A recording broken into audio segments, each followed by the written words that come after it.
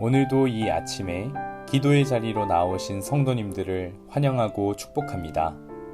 오늘 우리에게 주신 하나님의 말씀은 마태복음 23장 29절에서 39절의 말씀입니다. 화 있을진저 외식하는 서기관들과 바리새인들이여, 너희는 선지자들의 무덤을 만들고 의인들의 비석을 꾸미며 이르되, 만일 우리가 조상 때에 있었더라면 우리는 그들이 선지자의 피를 흘리는데 참여하지 아니하였으리라 하니, 그러면 너희가 선지자를 죽인 자의 자손임을 스스로 증명함이로다. 너희가 너희 조상의 분량을 채우라. 뱀들아, 독사의 새끼들아, 너희가 어떻게 지옥의 판결을 피하겠느냐. 그러므로 내가 너희에게 선지자들과 지혜 있는 자들과 서기관들을 보내매, 너희가 그 중에서 덜어는 죽이거나 십자가에 못 박고 그 중에서 덜어는 너희 회당에서 채찍질하고 이 동네에서 저 동네로 따라다니며 박해하리라. 그러므로 의인 아벨의 피로부터 성전과 제단 사이에서 너희가 죽인 바가랴의 아들 사가랴의 피까지 땅 위에서 흘린 의로운 피가 다 너희에게 돌아가리라. 내가 진실로 너희에게 이르노니 이것이 다 이 세대에 돌아가리라. 예루살렘아, 예루살렘아, 선지자들을 죽이고 내게 파송된 자들을 돌로 치려 하는 자여, 암탉이 그 새끼를 날개 아래에 모음같이 내가 내 자녀를 모으려고 한 일이 몇 번이더냐. 그러나 너희가 원하지 아니하였도다. 보라, 너희 집이 황폐하여 버려진 바 되리라. 내가 너희에게 이르노니 이제부터 너희는 찬송하리로다. 주의 이름으로 오시는 이여 할 때까지 나를 보지 못하리라 하시니라. 아멘. 어린 시절 성경을 읽을 때면 예수님께서는 왜 이리 바리새인들에게 박하게 대하실까 하는 생각을 한 적이 있습니다. 역사에서 말하는 바리새인들은 그 이름의 기원에서도 보듯이 경건함을 유지하기 위해서 살아갔던 인물들입니다. 율법과 전통을 지키기 위해서 정말 최선을 다하는 이들이 왜 예수님 앞에서 책망을 받을까라고 하는 생각을 품었던 것입니다. 바리새인들은 율법과 전통을 지키기 위해서 정말 갖은 애를 다 쓰면서 외부로부터의 좋은 평가는 받았지만, 그들의 이면을 볼 때 하나님의 뜻과는 전혀 다른 이면적인 모습들이 있었고, 예수님께서는 그런 바리새인들을 꾸짖으신 것이죠. 그것을 어제와 오늘 말씀에서 예수님은 외식이라고 하셨습니다. 예수님께서 바리새인들을 꾸짖으시는 이유는 그들이 외식하는 자들이기 때문이다 라고 말합니다. 외식이라는 것이 무엇이었습니까? 어제 말씀에서 본 것처럼 겉으로는 그럴듯하지만 속으로는 전혀 그렇지 않은 것을 우리는 외식이라고 말합니다. 그런데 이 외식은 단순히 적당히 스스로를 화장하듯이 꾸미는 것으로 외식이라고 하지 않는다라는 것입니다. 이 외식이 정말 큰 문제가 되는 것은 무엇이냐면 스스로를 속이는 데까지 나아갈 수 있다라는 것입니다.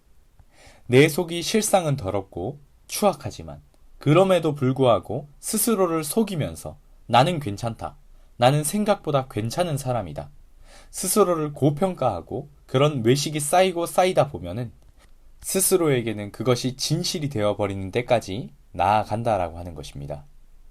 사람이라고 한다면, 죄성을 가진 인간이라고 한다면 이 외식이라는 양면성을 누구나 가질 수 있습니다.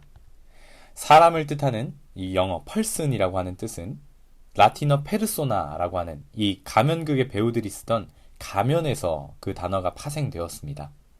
사람들이라는 것은 모두가 다 가면을 쓰고 있는 존재들이다 라고 하는 것이 이 단어의 포인트인 것이죠. 문제는 가면을 쓰고 있다라는 것을 인지하면 정말 다행인데, 이 가면을 쓰고 있다라는 것도 있고 스스로를 속이게 되는 것이 가장 큰 문제입니다. 나 스스로가 얼마나 추악하고 더러운 죄인인지 알고 그것을 인정하게 되어야 우리가 비로소 하나님 앞으로 나아가 우리의 문제를 붙들고 그것을 올려드리며 회개할 수가 있습니다. 그런데 자기는 그렇지 않은 것처럼 스스로를 정당화하고 스스로를 속이며 자신을 끊임없이 치장한다면 스스로 그렇게 믿어버리게 되는 것이죠. 하나님 앞에 나아갈 수 있는 기회를 잃어버리게 되는 것입니다. 내 몸에 온갖 더러운 것이 다 묻어 있는데 깨끗하고 좋은 명품 옷을 입으면 뭐합니까? 잠깐은 명품이 주는 그 퀄리티가 있겠지만 이내 냄새가 나게 될 것입니다. 그런데 바리새인들과 서기관들이 그러했다는 겁니다. 그들은 하나님과 사람들 앞에서 위선적으로 살아갔지만 외식으로 빚어진 겉모습들을 사람들이 칭찬하고 훌륭하다고 말하니까 스스로도 속이며 그들은 회개하지 않았던 것입니다. 그래서 예수님이 그런 바리새인들과 서기관들의 어두움을 드러내실 때 그들은 회개치 아니하고 오히려 예수님을 죽이려고 하였죠. 회개를 하지 않으니 하나님께로 나아갈 방법도 없고 끊임없이 스스로를 속이며 하나님의 심판을 기다릴 수밖에 없습니다. 이건 참으로 두려운 말이 아닐 수 없습니다. 나 스스로를 객관적으로 바라보지도 못하고 내가 외식하고 있다면, 나 스스로를 계속해서 끊임없이 속이고 있다면 얼마나 심각한 지경에 이르렀는지도 우리는 모를 수가 있습니다. 그래서 하나님 앞으로 나아가지도 않고요. 하나님의 말씀이 들려와도 쉽사리 사람이 변하지 않습니다. 30절과 31절의 말씀은 선조들도 외식하던 자들로서 거룩한 척, 하나님을 위한 척, 신실한 척 그렇게 살아왔는데 너희 바리새인들도 다 똑같다라는 것입니다.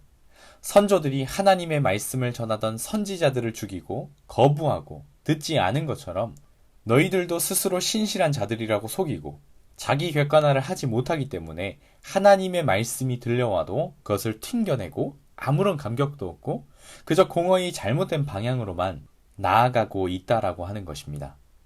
결국 이러한 모습은 하나님의 통치와 주 되심을 거절하는 것이라고 할 수 있겠죠. 그러나 바리새인들이 가면을 쓴 외식하는 자들이라고 우리가 비판하기 이전에 우리를 한번 돌아볼 필요가 있을 것입니다.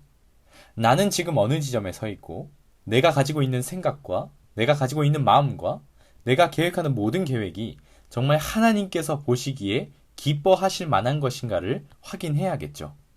나도 이러한 가면을 쓰면서 스스로를 속이면서 살아가고 있지 않은 것인가 하는 것을 돌아보아야 하겠죠.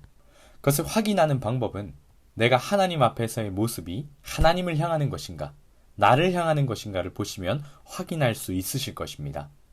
38절에 보면 이스라엘 백성들이 하나님의 이름으로 지은 집, 이 성전이 하나님의 성전이 아니라 이제는 너희 집이 되었습니다. 하나님을 섬기고 하나님의 말씀대로 살아간다고 말하지만 실상은 자기 자신을 위해서 살아가고 있는 모습들이 드러난다는 것입니다. 바리새인들은 모든 힘을 다해 율법을 지키고 사람들로부터 존경을 받았지만 그것이 향하는 것은 결국 하나님에 향한 것이 아니라 순전히 자기 자신을 위해서 그렇게 했다라는 것입니다. 우리의 외식적인 모습은 어떤 것이 있겠습니까? 우리가 교회에서의 모습은 어떠합니까? 우리가 사람들과의 관계 안에서의 모습은 어떠합니까? 더 나아가서 하나님 앞에서의 모습과 내가 혼자 있을 때의 모습은 어떤 모습입니까? 우리가 하나님 앞에서, 사람들 앞에서 외식이라고 하는 가면을 쓰고 있고 또 우리 스스로를 끊임없이 속이고 있다면 이제는 우리가 쓰고 있는 외식이라고 하는 가면을 벗을 때입니다. 모 가수가 말한 것처럼 가면이라는 것은 언제나 쓸 수가 없습니다.